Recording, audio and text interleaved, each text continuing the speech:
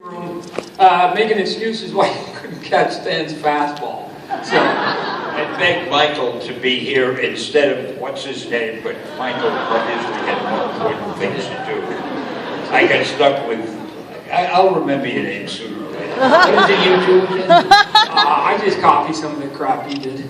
This guy did the best-selling Spider-Man book of all time.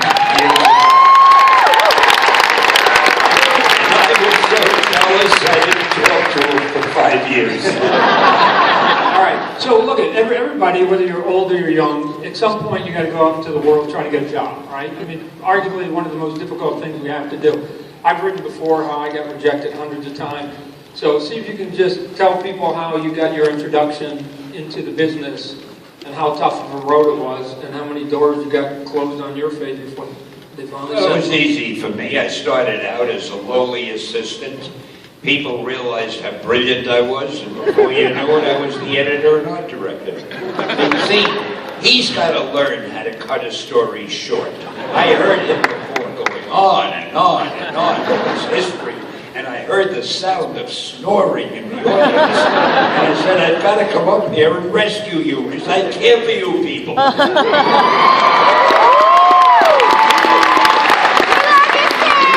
the way, let me take the pain and the injury out of what I just said. Let me say something nice. I have something for you that you don't expect. Now, this is going to be a very touching moment. You're in for a real event that you're going to see right now. Nobody ever gives this man anything because nobody likes him, but I have something for you. And Max. I forgot his name. Max, would you please bring the something out? Stand up. Take the mic. Look what I've got for him. A Spider-Man guitar. signed by Stan Lee.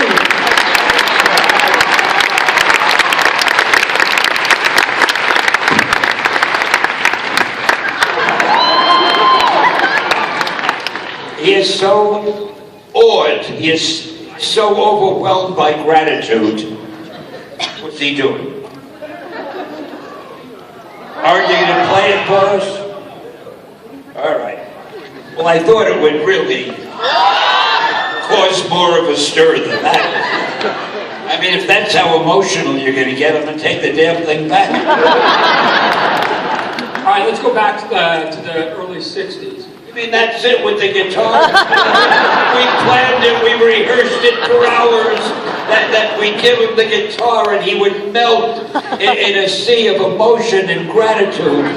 Oh boy, this is why I have no use for the man. You can see he's a writer. He likes to embellish, ladies and gentlemen. So let's go back to the 60s now. 60s, there's, again, for, I don't know how old and how much people read history, comic books sort of are in their zenith in the 30s and the 40s. And then in the 50s, we get in trouble with comic books, right? We have the Congress, as they're hearing. Dr. Wortham comes in, says the comic books are distorting the mind. He says to be right, but he doesn't wait for an answer. He keeps going on and on. You let this man have the stage. You give him a microphone. I could leave and have lunch, and he wouldn't know I was gone.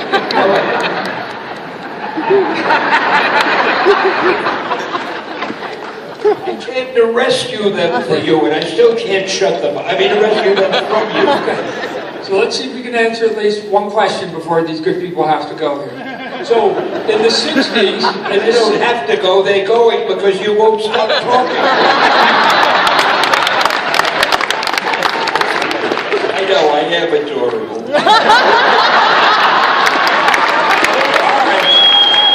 All right, let's see if we can get one question answered. In the 60s, no, but again, they have the Congress. Ask you a question. They're supposed to answer. No, we're going to get to that. Oh, really? We're going to get to that. We're going to get to your questions in a minute. But here's the thing. I mean, look, they all know you from your Marvel work, and for all intents and purposes, it's the 60s character. So talk to us about Congress coming out, having all literally having to reinvent Marvel. How did you guys go about reinventing Marvel, and ultimately you creating all those characters? I don't know what he's talking about. Congress wanted to do something and I had to reinvent Marvel. No, right. So Marvel comes along, right? Yeah. So Marvel, can you retire? Oh, let me tell you something about Marvel, reinventing it. I mean, you've gotten used to his dull stories, now I'll tell you a good one. We changed our name to Marvel when our superheroes started selling well. We were called Atlas Comics. And when we had the Fantastic Four and then the X-Men and Spider-Man and so forth, I said, I'm going to change the name of the company and give it some excitement. So I called it Marvel, because I love advertising. And with a name like Marvel, you can come up with phrases like, make mine Marvel, welcome to the Marvel age of comics, stuff like that. Now, our competition was then called National Comics. They always followed whatever I did. So they said, in their brilliance, hey, Stan Lee changed the name of his company, let's change our name. Now here's the part that's going to get you. We came up with the name Marvel, which is so great to use in ads and so forth. What did they come up with? DC.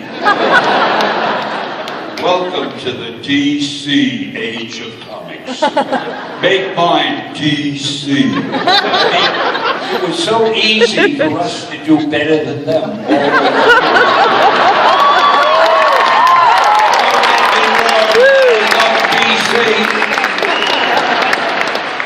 All right, now tell one of your dull stories.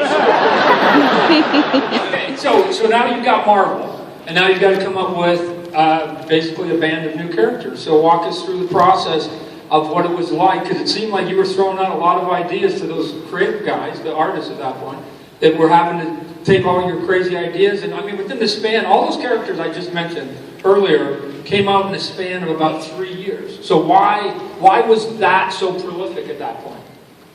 Well, he started to say, what was it like? And I'll show you why I'm such a good guest up on a platform like this. It was nice. I can't answer that question. You know, when you're a genius, you can't explain. I gotta tell you, He's starting to look like Albert Einstein too, right? the funny thing is, here I am bragging. This man did our best-selling comic. He's a writer, he's an artist. He has a $1 zillion toy business. He makes toys. He is so